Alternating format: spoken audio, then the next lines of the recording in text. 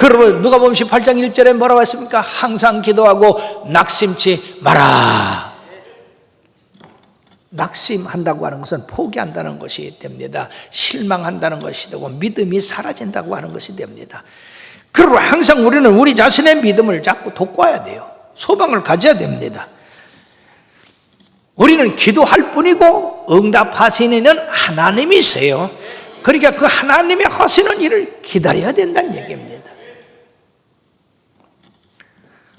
주님이 언제 오실지 몰라요. 거짓 선지자들은 언제 어느 때 온다고 그렇게 예언을 합니다. 그건 거짓이에요. 성경의 천사도 주님 자신도 그날과 그때는 알지 못한다고 했습니다. 우리들이 예수님께서 말세에 대한 징조에 대해서 우리들로 말미암아 교훈하신 말씀이 마태복음 24장 32절에서 51절까지 나와 있는데, 말세에 징조가 나타나면은 바로 주님이 오실 날이 가깝다고 하는 것을 깨달으라 하는 것입니다. 준비해야 된다는 얘기죠. 그날과 그때를 모르니까 항상 깨어 있어야 된다 하는 것입니다. 왜냐하면은요, 바로 노아 홍수 때와 같이 되고 도둑이 들어와서 이렇게 도둑질하는 것과 같다 하는 것이요. 그러므로 맡은 임무, 맡은 직분에 대해서 충성하고 있어라. 지혜롭고 충성된 종은 주님이 오실 때 많은 상을 받지만은, 그러나 악하고 게으른 사람들에게는 하나님이 심판을 하시겠다고 말씀하고 있습니다. 그리고 사랑하는 여러분들이요, 모든 약속은 정한 때가 있기 때문에 그 정한 때가 이르도록 우리는 끊임없이 기다리고 믿음으로 전진해야 된다. 자, 세 번째는 바로 기도는 기다림이다. 비록 더딜지라도 기다리라. 지체되지 아니하고 반드시 응하리라. 하나님은 한번 약속한 것은 반드시 이루시는 분입니다. 모든 것은 심을 때가 있고 자랄 때가 있고 거둘 때가 있듯이, 금년에 이 풍년 이룬 거 봄에 우리가 생각했습니까? 아, 금년에 풍년이 있을 것이다 생각 못했습니다. 참 금년에 특이한 것은요, 밭에 흉년이 들으면 산에 풍년이던데요. 이게 무슨 말이냐 하면은, 흉년이 들어서 곡식이 잘 익지 않으면 산에 있는 도토리가 많이 달려가지고 그거 따서 해먹게 그렇게 하신다는 얘기. 또 들에 풍년이 들으면 산에는 흉년이 든다. 들에 풍년이 들으면 산에 도토리가 열매가 안 난다는 얘기예요. 그런데 금년에는 특이하게 들에도 풍년이요 산에도 풍년이요, 뭐 풍년 아닌 게 없어요. 풍년 아닌 게 없어. 이게 하나님께서 이 백성의 기도를 들으셔서 이처럼 하늘의 신령한 양식 땅에 기름진 것을 쏟아 부어 주셨기 때문인 줄 믿습니다.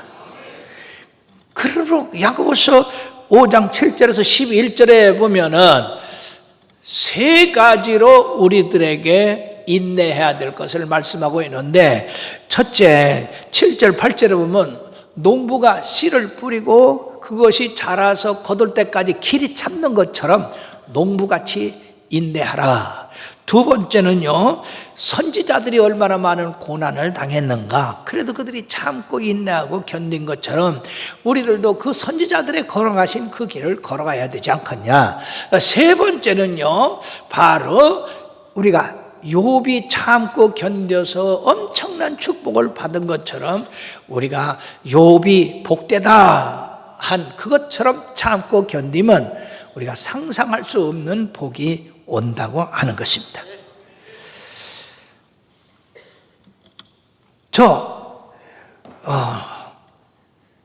신라 시대에 네모랑 때 외에 이 사신으로 간 박재상이라고 하는 분이 있습니다.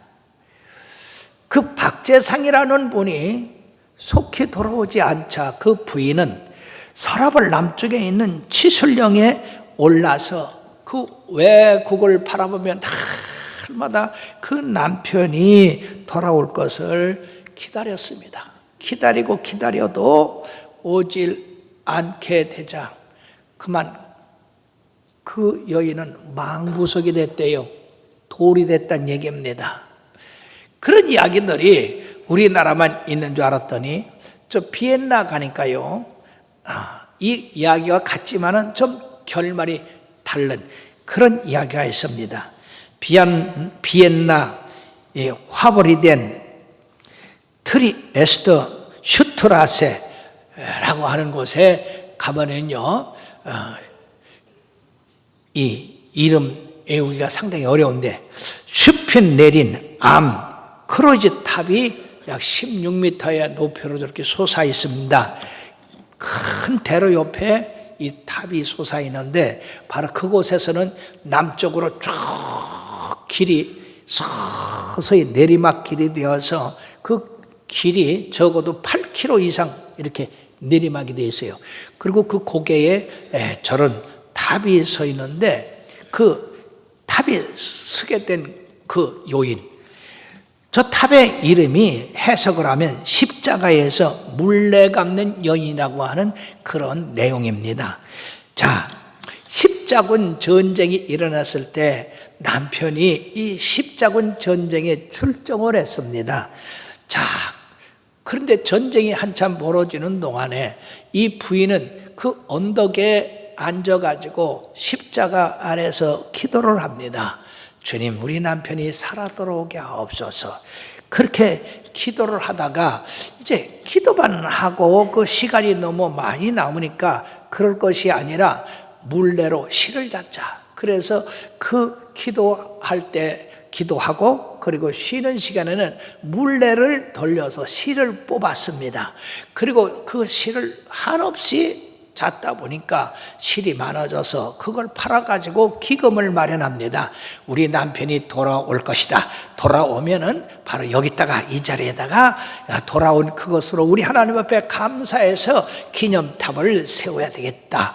그래가지고 열심히 물레를 잡고 실을 뽑았는데, 자, 10년이 돼도 남편이 돌아오지 않아요. 벌써 십자군 전쟁은 다 끝났는데 남편이 돌아오질 않습니다. 그러니까 주위 사람들이 당신 남편은 전쟁에서 죽었다, 그러니까 재혼을 해서 새로운 삶을 개척하라 라고 했습니다. 또 친척들도 그렇게 했습니다. 그래도 이 여인은 우리 남편은 살았다, 반드시 돌아올 것이다. 그리고 계속해서 거기서 물레를 잡게 됐습니다. 15년이라는 세월이 흘렀어요. 근데 저 저녁이 돼서 해가 넘어가려고 그러는데 저 아래, 고개 아래에서 허름한 옷을 입고 누가 비틀거리고 올라옵니다. 첫눈에 이 여인은 그분이 남편인 줄 알고 쫓아가서 서로 해오를 합니다. 엉엉 웁니다. 하염없이 눈물을 흘립니다. 여러분, 15년이라고 하는 세월, 남편이 반드시 살아서 돌아온다고 하는 그 믿음을 가지고 물레를 잡은 여인, 그래서 그 모은 돈으로서 남편을 살려보낸 그 주님의 감사에서 기념탑을 저렇게 세웠다 하는 것입니다. 저는 그 기념탑 앞에서 그때의 그 영상, 환상을 생각해 봤어요. 참 대단한 여인이구나. 그래서 비엔나 사람들이 그 길을 지나갈 때마다, 그 탑을 볼 때마다 이처럼 그 남편을 사모해서 애타는 심정으로 기다린 그 여인의 그 바로 기념탑을 바라보고 그것을 생각합니다. 사랑하는 여러분, 아내가 남편을 이렇게 사모해서 바라보고 기다리는 그것, 참 사람들의 마음을 감동 주지 않습니까? 참 아름답다 그러죠. 바로 우리 남편이신 예수님이 하늘나라에 가셨습니다. 그리고 그 남편은 반드시 다시 오신다고 말씀하셨어요. 그렇기 때문에 우리가 진정코 남편을 사랑하고 남편을 믿는다고 한다면, 바로 이 여인이 남편이 반드시 돌아온다고 하는 걸 믿고 항상 그 고개 아래를 내려보듯이 우리들이 주님을 사모하는 마음으로 기다려야 될 줄 믿습니다. 그럴 때 한나 선지자같이 주님을 만나고 시므온 제사장같이 예수님을 만나는 역사가 일어나게 될 줄로 믿습니다. 자, 네 번째로, 나의 의인은 믿음으로 말미암아 살리라 하신 말씀입니다. 이 말씀은 구약 전체 또 신약에 이르기까지 가장 중요한 말씀입니다. 왜냐하면 우리가 믿음으로 구원받았고 행위로 구원받은 것이 아닙니다. 사람들은 자꾸 행위로 구원받아야 된다고 그렇게 얘기합니다. 그러나 그 행위라는 건 우리가 믿고 구원받은 것에 대한 감사로 행위가 바르게 되고 올바로 전진하게 되는 거지, 행위를 올바르게 해서 구원받는다면 믿을 필요가 없는 거예요. 그렇지 않아요? 세상 사람들은 그러잖아요. 나는 착한 일을 많이 했어. 그러고 도와주기도 많이 도와주고 내가 선한 사업도 하는데 주님이 계시다면 나를 천국 보내지 누굴 보내겠어? 믿지 않으면서도 착한 일을 할 수 있습니다. 그렇기 때문에 사랑하는 여러분들이요, 구원은 믿음으로 받는 거지 행위로 받는 게 아니다고 말해요. 그것이 뒤집히면요, 이게 교리상에 큰 문제가 됩니다. 그래서 천주교는 이 행위 구원을 많이 해서 그들은 수도원에서도 또 여러 가지 구제도 그렇게 하는데, 마틴 루터가 잘못됐다 그 말이에요. 구원은 믿음으로 되는 거지. 로마서 1장 17절 하반절에 뭐라고 말씀하냐? 오직 의인은 믿음으로 말미암아 살리라 하지 않았냐? 그러니까 우리가 믿음으로 구원받는 거지 행위로 구원을 시작하는 것이다. 그래서 종교개혁을 일으켜서 구교, 신교가 이렇게 갈라지게 된 겁니다. 천주교하고 기독교. 우리는 바로 믿음으로 구원받고 믿음으로 행하는 그러한 삶을 사는 기독교다 하는 것입니다. 사랑하는 여러분들이요, 그러므로 주님께서 왜 이 말씀을 하박국에게 했느냐? 사람들은요, 환경을 보고 흔들릴 수가 있어요. 무언가 자기 생각에 잘못됐다 하는 그것 때문에 하나님을 떠날 수가 있다 그 말이에요. 다시 말씀드리면 바벨론이 저렇게 악한데 왜 멸망시키지 않느냐? 하나님의 백성이 이렇게 압제당하고 고통당하는데 왜 기도를 들어주지 않느냐? 그러므로 나는 하나님이 안 계시다고 볼 수밖에 없다라고 이렇게 생각할지 모르나, 주님은 그 사람에게 뭐라냐? 그거 상관하지 마라. 바벨론을 심판하고 악인을 심판하고 세상을 변하게 하는 것은 내 일이지 내 일이 아니다 그 말이에요. 그렇죠? 우리는 내 일도 알지 못합니다. 우리들이 이북 빨리 38선 없어지고 휴전선 없어지고 저 악당의 무리들이 없어지고 빨리 통일되는 거인데 이게 우리 소원이단 말이에요. 민족의 소원이에요.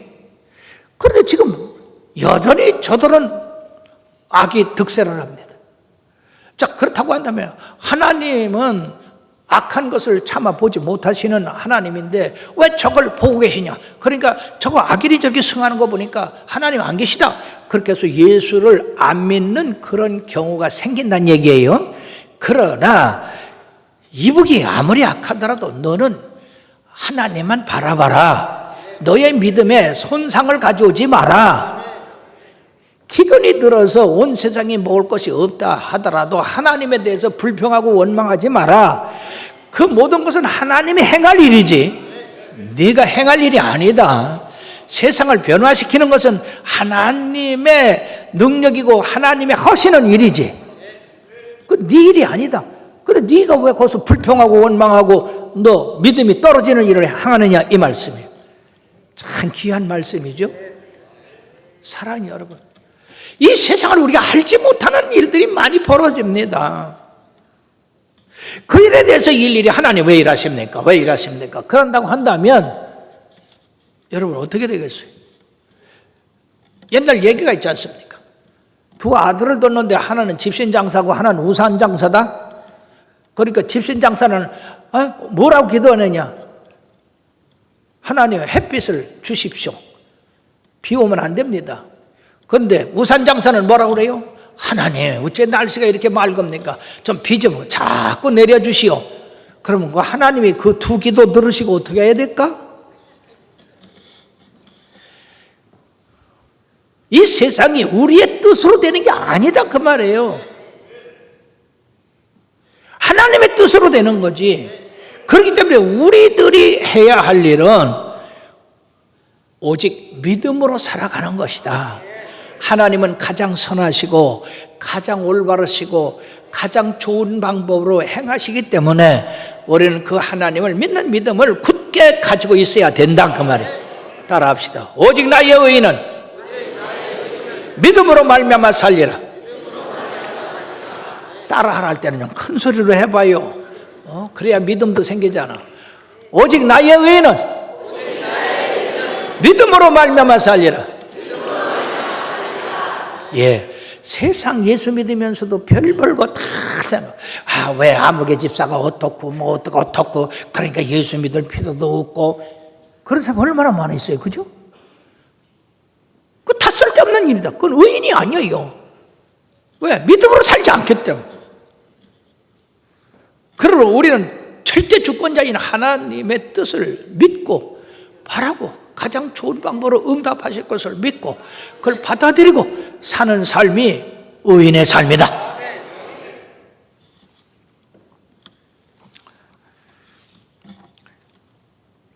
레슬리 램키라고 하는 사람이 1952년에 출생을 했습니다.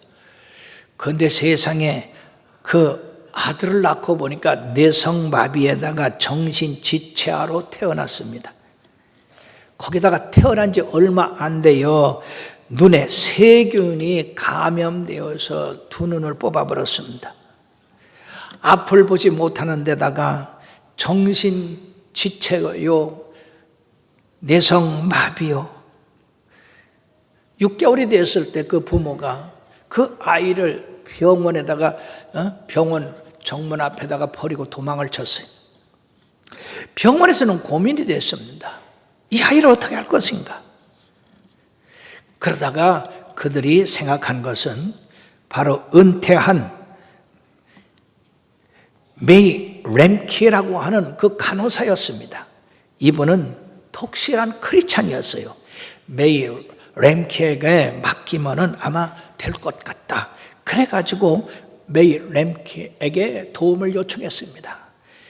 이 메이는 흔쾌히 내가 그 아이를 양아들로 받아들이겠다 했습니다.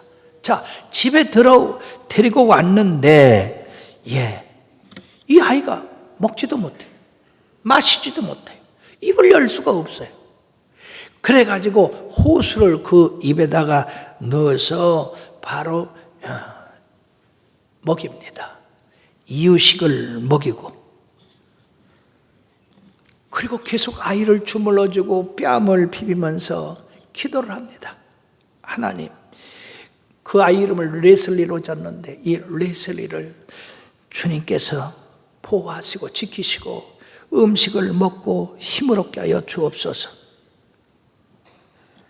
처음으로 입을 열어서 오물거리고 음식을 먹을 때가 7살 때입니다. 그러니 그때까지 얼마나 이 메이는 수고를 많이 했겠습니까?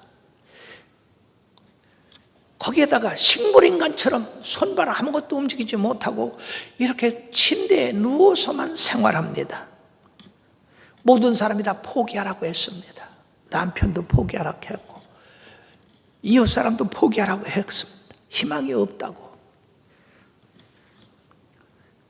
그렇지만은 이 메이는 날마다 찬송하고 날마다 기도하고 절망 가운데서도 사랑의 하나님이 이 아이를 살려주시고 기적을 베풀어 주옵소서. 성경에 많은 기적이 나오지 않습니까? 그러므로 이 아이에게도 기적을 베풀어 주옵소서. 끊임없이 기도하고 끊임없이 찬송하고 끊임없이 주물러 주고 말하고. 그런데 말이에요, 9살 때 손가락을 움직이기 시작했습니다. 참, 이 온몸이 마비된 사람이 손가락 움직이는 거, 그거 엄청난 희망이 보이는 거예요. 12살 때 일어서고, 그리고 여러분, 자, 15살에 걷고, 그리고 이 아이가 16살이 될 때 음악에 재질이 있는 걸 알고 피아노 건반을 이렇게 만지는 것을 해줬어요. 자, 그런데 말이요, 이 아이가 16살 때 밤중에 피아노 소리가 들려요. 그래서 이 메이가 내가 라디오를 끄지 않고 잤나 그러고 거실로 뛰어나가 보니까 이 레슬리 램키가 세상에 차이코프스키 협주곡 1번을 치고 있더라 그 말이에요. 예, 정말로 감격적인 순간입니다. 16년 그렇게 붙들고 기도하고 했더니 16살에. 그런데 이 악기 하시는 분들 한번 질문할 테니까 대답해 봐요. 차이코프스키 협주곡 1번이 쉬운 곡입니까? 어려운 곡입니까? 해봤어야지. 아이고 참. 이거는 보통 연주가가 연주하는 곡이 아닙니다. 굉장히 어려운 곡입니다. 그런데 그 곡을 가르쳐 주지도 않고 피아노 치는 거 가르쳐 주지도 않았는데 이 레슬리에는 그 곡을 아주 잘 쳤어요. 자, 16년째 이 아이가 피아노를 치기 시작하던데 이 아이의 증상이 뭐냐면요, 설번트 증후군. IQ가 58. 그러나 신기하게도 음악에 뛰어난 재능을 갖고 있었는데 바로 이 한번 듣기만 하면 그냥 피아노를 켜버립니다.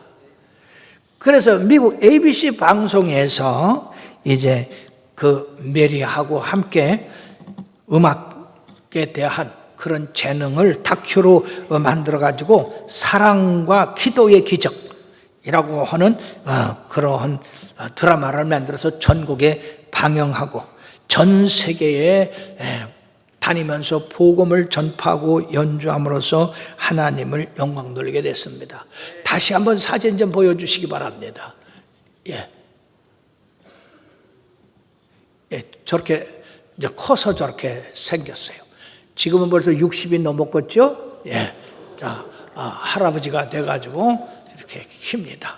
자, 예, 눈이 멀었고 배운 적도 없는데 특별히 하나님께서 음악적인 재질을 주어서 세계적인 인물이 되고 또 이 메이는 그 아들과 함께 세계 다니면서 복음을 증거했다. 그리고 이 메이가 한 말이 있습니다. 그 한 말이 뭐냐? 사랑만으로는 부족할 때가 있다. 벽에 부딪혔을 때 기도를 통하여 인간의 한계를 넘어야 한다. 사랑만 해준다고 되는 게 아니다. 기도를 통해서 하나님의 능력을 입게 함으로써 그 어려운 벽을 뛰어넘어야 된다는 얘기입니다. 여러분들도 이 말씀을 기억하시고 어려움이 있을 때 계속 사랑과 기도를 겸하여 함으로써 이 어려운 문제를 해결하셔서 여러분들도 승리하고 또 주위의 많은 사람에게도 그리스도를 전하는 아름다운 자녀들이 되기를 바라겠습니다. 진정코 우리가 하나님의 살아계심을 믿을지인데 쉬지 말고 항상 기도해야 될 것이며 응답이 더디다 해서 포기할 것이 아니라 응답될 때까지, 어떤 문제는 우리가 세상을 떠나고 나서 응답될 때가 있다 하는 것입니다. 반드시 응답되기 때문에 바로 의인은 오직 믿음으로 말미암아 살리라. 믿음으로 살고 뒤로 물러가지 않는 여러분들 되기를 바라겠습니다.